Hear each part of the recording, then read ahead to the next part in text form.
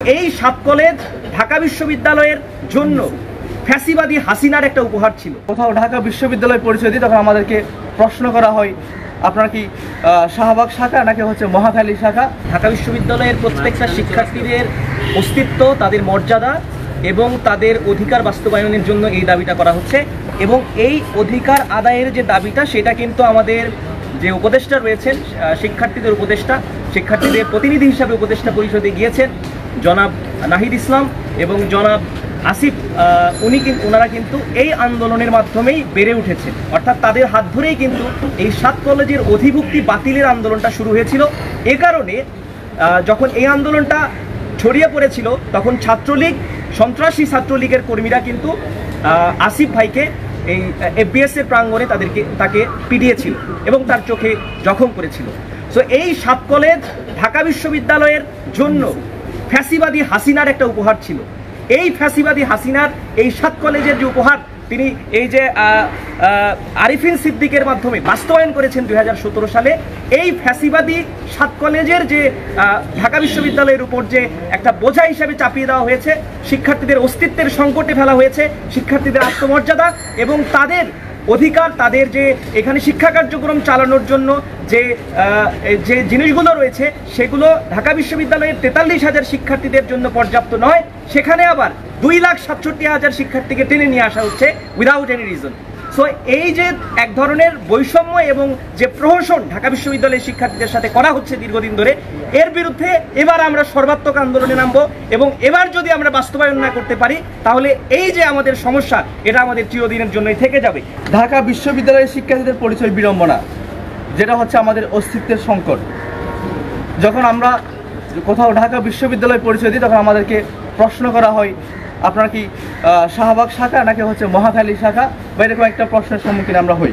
বর্তমান যে প্রশাসন রয়েছেন তাদের প্রতি আমাদের বিনীত অনুরোধ থাকবে যে আপনারা একটা বিবেচনার সুবিবেচকের মতো সিদ্ধান্ত নেন দ্রুত। যদি না নিতে পারেন তাহলে ঢাকা বিশ্ববিদ্যালয়ের শিক্ষার্থীরা সর্বাত্মক আন্দোলনে যাবে এবং আমরা হুঁশিয়ারি দিয়ে বলতে চাই 2024-25 শিক্ষাবর্ষে যদি ঢাকা বিশ্ববিদ্যালয় আবার পুনরায় 7 কলেজের শিক্ষার্থী ভর্তি নেয়, অর্থাৎ তারা অধিভুক্তি বহাল রাখে 2024-25 শিক্ষাবর্ষের ক্ষেত্রে, তাহলে এই প্রশাসনকে কঠোর জবাবদিহিতার আওতায় আনা হবে এবং আমরা ইনশাআল্লাহ খুব দ্রুতই আমরা আমাদের মাঠের কর্মসূচি ঘোষণা করব। বিশ্ববিদ্যালয় প্রশাসন আছে, তাদের প্রতি আমাদের আহ্বান হবে 2024 এবং 25 যেই শিক্ষা কার্যক্রম শুরু হবে সেই শিক্ষা কার্যক্রম থেকে 7 কলেজের যে ভর্তি কার্যক্রম তারা করবেন না। এটা হচ্ছে তাদের প্রতি আমাদের আহ্বান। আপনাদেরকে যদি আমি জানাতে চাই যে আমাদের এই 7 কলেজের ফলে যে কী সমস্যা সৃষ্টি হয়েছে, এর প্রধানতম সমস্যা হচ্ছে ঢাকা বিশ্ববিদ্যালয়ের শিক্ষকরা আমাদের যে রেগুলার যে ব্যাচগুলো রয়েছে তাদের যে শিক্ষা কার্যক্রম অর্থাৎ ক্লাস, পরীক্ষা, এগুলো তারা ভালোভাবে নেয় না, কারণ তাদের উপর চাপ থাকে। 7 কলেজের শিক্ষার্থীদের খাতা মূল্যায়ন, প্র্যাকটিক্যাল, সেই হাবিজাবি মিলিয়ে তারা তাদের মূল্যবান সময় 7 কলেজকে দিচ্ছেন।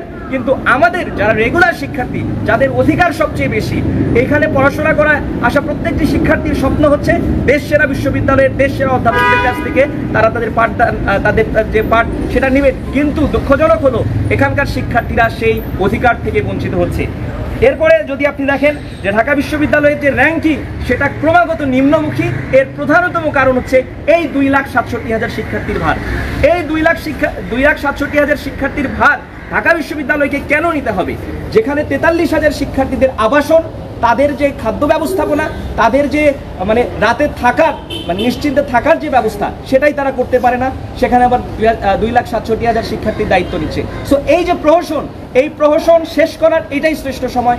আজকে আমরা এই সংবাদ সম্মেলন থেকে ঢাকা বিশ্ববিদ্যালয়ের ভিসি, প্রভিসি এবং উপদেষ্টা পরিষদ সবাইকে আমরা বিনয়ের সহিত বলতে চাই আপনারা সুবিবেচকের মতো সিদ্ধান্ত নেবেন এবং আপনাদেরকে হুঁশিয়ারি দিয়ে বলতে চাই যে ঢাকা বিশ্ববিদ্যালয় প্রাঙ্গণে 7 কলেজের ভবন নির্মাণের কোনো ধরনের আপনারা যদি তালবাহানা করেন তাহলে এর পরিণতি খুবই করুণ হবে। ঢাকা বিশ্ববিদ্যালয়ের শিক্ষার্থীদের হল এবং আবাসন সংকট তীব্র মাত্রায় রয়েছে। ঢাকা বিশ্ববিদ্যালয়ের শিক্ষার্থীরা, বিশেষ করে নারী শিক্ষার্থীদের জন্য যে হলগুলো রয়েছে সেখানে পর্যাপ্ত সিটের ব্যবস্থা নেই। আপনারা ঘুরে আসুন কুয়েত মৈত্রী হল এবং বঙ্গমাতা হল থেকে, সেখানে কি করুণ জীবনযাপন করছেন আমাদের নারী শিক্ষার্থীরা। তাদের যে দেখভালের দায়িত্ব সেটা হচ্ছে আমাদের বিসি এবং প্রবিসি, কিন্তু তারা সেটা করতে বারবার ব্যর্থ হচ্ছে। এই ব্যর্থতার দায়ভার না নিয়ে তারা আবার যাচ্ছে সাত কলেজকে ডেকে আনতে। এই ধরনের প্রহসন আর আমরা মেনে নেব না।